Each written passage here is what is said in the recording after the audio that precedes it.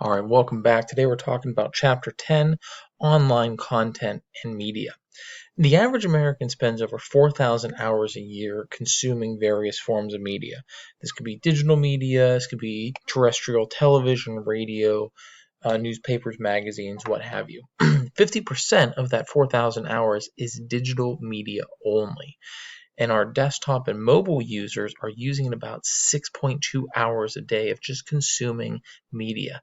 Think about that. That's almost an 8-hour workday where you're reading articles, watching content, just interacting with digital media. That is a lot of time.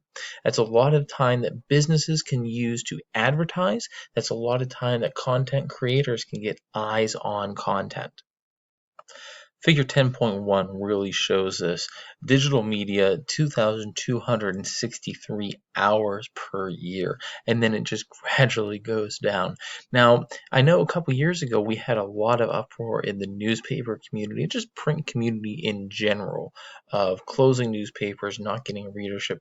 Look at that, 77 hours per year the average American is reading newspapers, and even less for magazines. And unfortunately, I only see that number getting smaller. A lot of these outlets are moving operations online into that digital column, but it's still not looking good for traditional media. TV and radio is still going strong. A lot of people are still subscribers to TV, just non-internet TV, cable, and that's great for local channels, local advertising. And radio is still a really strong advertising outlet. Even though 515 hours might not seem a lot, your average American really only listens to the radio in the car when we're going somewhere. Maybe some offices will play a local radio station, but it's rare to find people religiously sit down and listen to terrestrial radio anymore. I want you to think about, does your time on the internet reduce the time you spend with other media? And this is a really complex question when you think about it. You may be shifting some of your habits. You might be shifting more to digital services, to streaming services, but you might still be watching traditional cable shows. You might still be reading traditional print media. I know, for example, my wife just really enjoys cable TV, traditional cable TV. I prefer a la carte streaming services. So we've seen more of they complement each other, but at some times digital does take over. Look at the newspaper market, for example. The vast majority of people get their news from online services. You would go to NewYorkTimes.com by subscribing to a digital or subscribing to a print paper anymore. But we still see a lot of strong support for television, music consumption. People are still listening to music, they're still watching TV, but surprisingly, reading has increased. And I really think a lot of that has to do with Amazon getting books easier, browsing new books easier. But just in general, if you look at reading in a broad case, more people are using forums like Reddit or even Facebook to a lesser extent, where they're getting in, they're interacting, and they're reading information. One of the benefits of online media is how users pay for it. A lot of it is through subscription. You're paying a base fee every month or maybe every year to access all of their content. Or we can use a la carte, where we're picking and choosing what we want to watch and paying just for that season or for that episode.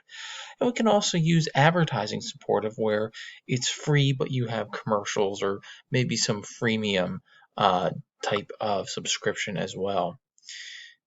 Early on, a lot of things on the internet was just free. It may not have been legal, but it was free content. As we got into more structured, there was legal content, but a lot of it was advertising support. And over time, consumers were willing to pay to get rid of the ads and still have that high quality content. And if you have good content, if you have a good system, people are willing to pay for it. You may have heard of DRM, or digital rights management. This is really how we protect digital content from being reproduced and distributed illegally. Back in the early days when I still had dial-up modem, Napster was big. We were able to download whatever MP3s you wanted, and eventually iTunes came on the market, and we had a legal way to purchase. There wasn't a lot of DRM back then to protect those files from being shared, but today there's a lot of safeguards. In fact, that it's very difficult to copy digital content and to share digital content. Couple slides ago, we talked that reading has increased, and I really think the internet has, well, and technology in general, has made reading more accessible. Now you can have millions of books in your pocket with your phone, with a Kindle, and a lot of traditional print media, whether it's newspaper, magazines, or even publishing houses, are moving online to have their writers and their content be available to a wider audience. A friend of mine just published her first book. It's through an agreement with Amazon where people can buy the book in a physical copy, but now she immediately has an ebook, and she's seeing her ebook outsell her traditional print. Ebooks are more available, they're cheaper, and they're just easier to read. I don't have to carry 2 or 3 books with me if I'm on a trip. I could just download the ebooks onto whatever device and read whenever I want. A lot of newspapers are growing online, but that is certainly not the same for all of them. In 2002, newspaper revenue was over 60 billion, and then in 2017 it shrunk down to 27.5. And a lot of the problem is early on, and even today with some smaller newspaper outlets, their online content is, for a lack of a better word, boring. We'll say it's very similar to what you would see in the traditional newspaper. Uh, Big names, New York Times, they have a really interactive content. It's borderline a social environment following Web 2.0. But newspapers really had to change their thinking when they went online. So a lot of newspapers combine their traditional story writing with videos, with different content to make it more exciting and more engaging to their subscribers. Magazines sort of follow newspapers, but I think they're getting more of a rebound now because magazines just in general are their lifestyle. They're exciting. They're not necessarily news. Now, there are some news magazines like Time, but even Time has a more of a lifestyle twist on it, and this really fits into Web 2.0. We're seeing digital magazines, their revenue is increasing, their audience size is increasing, and their popularity is increasing. And the biggest key for this is we are seeing more and more digital magazine apps, and those apps are being downloaded by more users. We really have new media ecosystems, and the biggest players are Amazon and Apple right now. Like I talked earlier about a friend of mine who published her first book, she went through Amazon, and because of that, she didn't have to go to a traditional publishing house to go through the whole rigmarole of getting her book approved and edited. She was able to bypass a lot of that, go straight to Amazon, get it published, and get it print on demand as it gets sold. Now, these are very powerful ecosystems, and what makes them more appealing is the devices that go with them. Obviously, if you're in the Apple ecosystem, you're probably going to be using an iPad or an iPhone.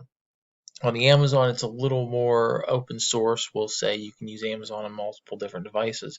But if we look back historically, when Amazon first brought out the Kindle, this was a huge game changer because on the Kindle, I can purchase my books. They would be downloaded right to it almost instantly at the time, and I could take all my books with me. I was in that Amazon ecosystem. And now to complement that in a newer way, you can have Amazon tablets where everything you want is right there. We can do Amazon Prime, I can watch videos, I can listen to music, and I can read various forms of print media. Looking back over the past 15, 20 years, probably in the last 25 years, music has really transformed and was the most disruptive. into the early 90s, people, if you wanted music, you were buying it on a cassette or a CD. And then all of a sudden, we started to get Napster, which led into legal means of downloading music. And we really didn't have physical copies anymore. We went on to MP3s, and those would be on your devices. And later on, that changed into streaming. We're going to show some slides next that really drive that home. But right now, 80% of all revenue in the music industry is from digital downloads. They're from digital downloads or from streaming subscriptions. This is not people going out and buying CDs anymore. I don't want to say physical media is dead, but physical media is cumbersome. It's less popular. Why do I need to buy CDs when I can just have everything in the cloud? It can link up to my car. It can follow me where I go. Look at this chart. We see that digital revenue is constantly increasing and physical revenue is constantly decreasing. I really see that in the next 10 years, physical revenue is going to be more of a collector's market or special edition market. Maybe when a band does a concert or a going away tour, then we're going to see really nice box sets come out, and that's where some of the revenue is going to be going with. The last slide we're going to look at is this one, digital music revenues by format. And you can see at about 2015, streaming took off and it just kept growing. Again, why would you download when you can stream? If you subscribe to a reputable streaming service that gets the music you want to listen when you listen to it, why do you need to download that? And streaming opens up a whole world of different music as well. If you just download the singles or the albums you like, you just kind of incubate yourself into that musical genre. But a lot of streaming services will recommend music or artists based on your previous listening experience, and it allows people to really expand their horizons. And that's just a few reasons why streaming has exploded the way it has. All right, so we're going to leave it with this. I hope you're enjoying, and if you have any questions, please let me know.